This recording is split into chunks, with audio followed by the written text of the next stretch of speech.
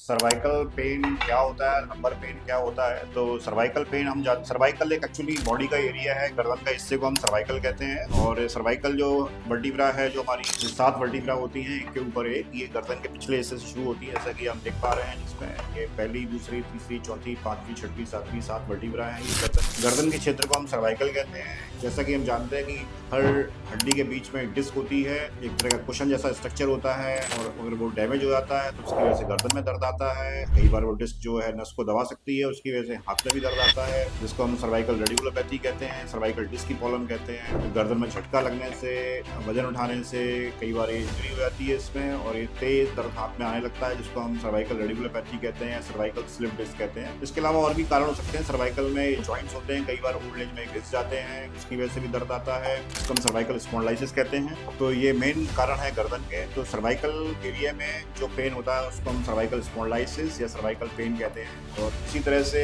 ये लंबर यानी कमर का, लंबर मतलब एरिया जो होता है स्पाइन का, वो नीचे वाला हिस्सा होता है, इसमें 5 हड्डियां होती हैं। इनमें से अगर ये जॉइंट में दर्द आता है, या बैक मसल्स में दर्द होता है, या जो डिस्क है अगर वो डैमेज हो जाती है उसकी वजह से दर्द आता है, तो ये लंबर पेन कहलाता है। लंबर पेन मतलब कमर का पेन, और सर्वाइकल पेन मीन्स गर्दन का पेन। वो पेन हाथ में भी आ सकता है सर्वाइकल की वजह से, और लंबर की वजह से वो पैर में आ सकता है, कमर में आ सकता है।